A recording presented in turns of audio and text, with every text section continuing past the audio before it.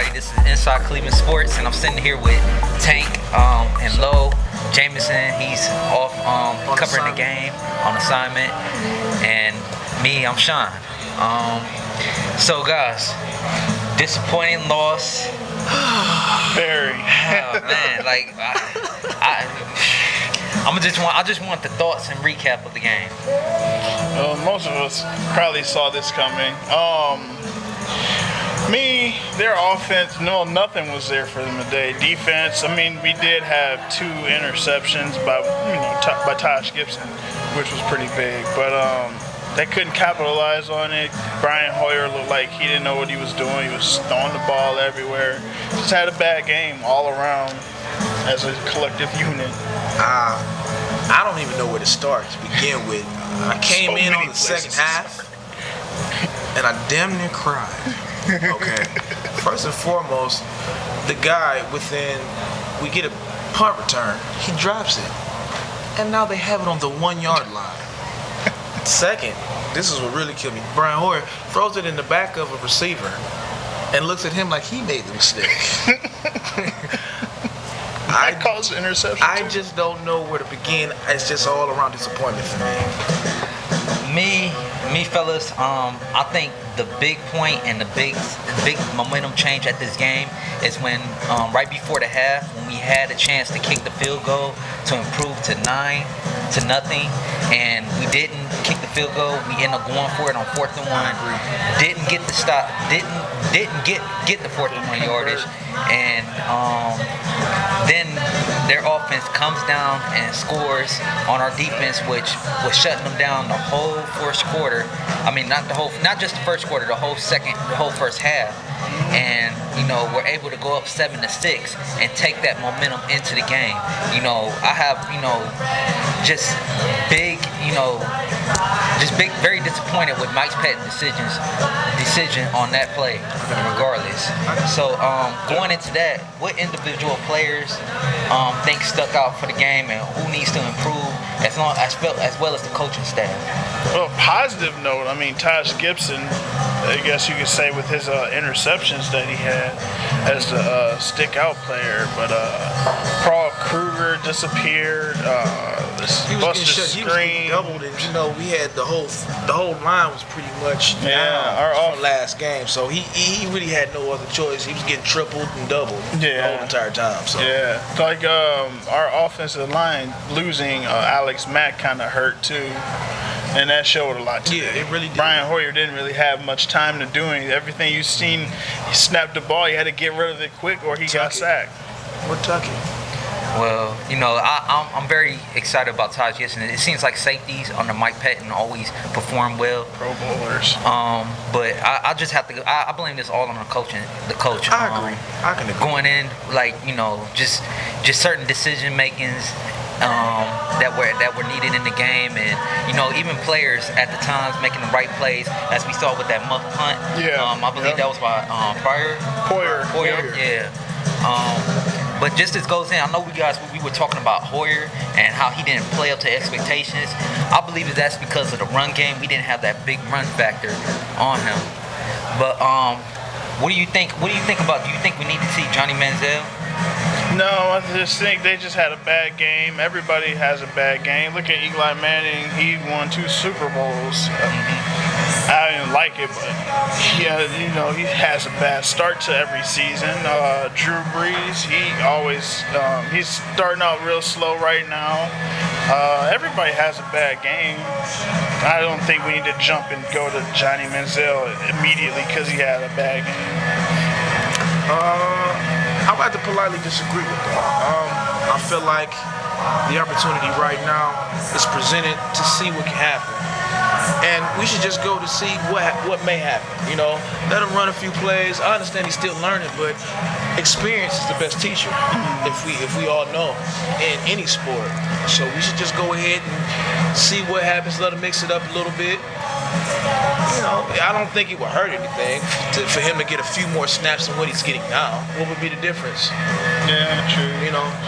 But you don't want to go out there and throw him to the wolves right now. I mean, he's not getting thrown to the wolves. The thing about it is, you got to give him something. You know, if you got somebody, use him for something. A couple plays, a couple throws. See how he does while being trained. He's in training while being a quarterback on the bench, correct? I mean, we can all agree to that. Yeah. So you might as well get him some infield training as he's going anyway. See, I don't like having rookies start unless they absolutely need to. If you have a quarterback that's not doing bad, leave that quarterback in there. Let the rookie sit down, like Brian Hoyer did when he was with New England. He sat behind Peyton Manning or Tom Brady. And look at him now. He's a starting quarterback. He'll get his chance. I'm going to have to disagree with you again, Tank, on that. I just feel like, right now with the Browns, you saw we didn't have a great running game today. And that kind of affected us. A lot of the throws Brian Hoyer was getting off today, and he got off in the future off play action. So what happens when we don't have a good running game where he can't get those throws off play action? You got to be able to make crisp pass. He had a third, I believe it was a 3rd and 10 towards the end of the game where he had Benjamin wide open and he just overthrows him. He overthrew it, yeah. It's just supposed to be a direct bullet. I just believe Johnny Manziel would have made that play, and also I believe he, knows when he gives us a better option to make more plays, to get our offense down there. Not to say Brian Hoyer is not a bad quarterback. I can agree to that. I can definitely. Manziel, he probably would have made a play, but he doesn't make throwing plays. He's not that great at it. He wouldn't have made that.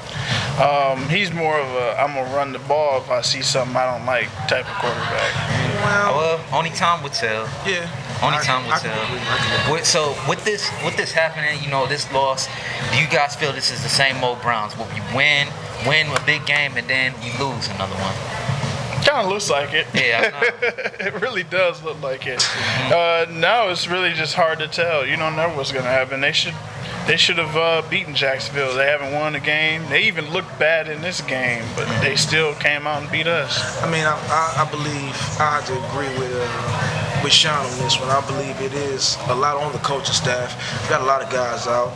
I mean, it's just sad because we just came off this big win with the Steelers, and it's just like it's disappointing because the Jaguars are not going to win another game anywhere else. I doubt They're not. Yeah, I you know what I'm doubt saying? it. And this is what pisses me off. Unless they play Tampa Bay. Right. My thing about it is this: their whole schedule, they're not going to win for what? 8, 7, 9 more We games? just basically laid the goose egg out there today. Pretty for them much. to get their first win of the season. Pretty much. And that's very disappointing with us. But we got to move on to the next game. We got Oakland coming in. They're coming off a bye week. What are your thoughts of this game going into this game, as well as do you think we still have a shot to make the playoffs and win the division? Because it seems like Baltimore is in control of that division right now. Just like what he said, with Jacksonville not winning another game this year, maybe one. I don't think Cleveland will lose too many more games after that. I think someone's going to light the fire up under them. Compare this last week, we just beat the Steelers, blew them out, and then we come to play in this team. I think they're going to light a fire up under them. I think they're going to win at least the next 4 or 5 games. I agree. I'll give them about 2 or 3 more games.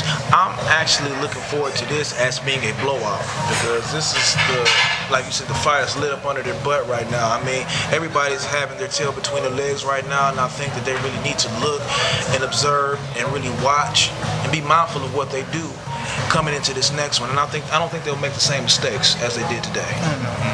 I just think we need to not so much with the mistakes killed us in this game. Eliminate the mistakes and just play at a more consistent level. We got some consistency on offense. We had some consistency on defense.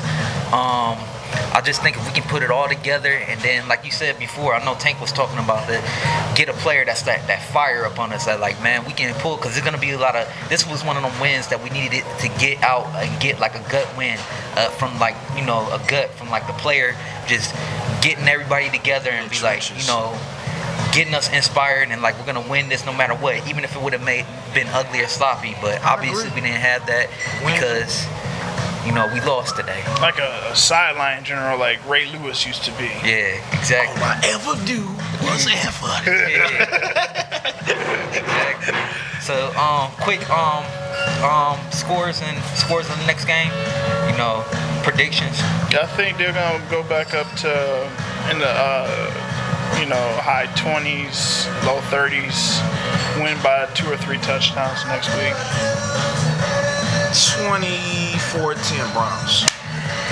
I'm gonna say 31-20 Browns. I think after we saw Oakland's offense, they kind of exploded last week, and San Diego barely beat them. Yeah. But us having home field advantage this week, I think that's gonna play to a big factor, and we're gonna see Brian Hoyer play a lot better. Yeah, we don't have to go to the black hole. They got to come to the dog pound. Exactly. Yeah, that's worse than anybody. I don't care if we would lose the season or not. You come to the dog pound, it's over. So that about wraps up the show. This is Sean, Tank, and Low. This is Inside Cleveland Sports signing off. Yes, sir.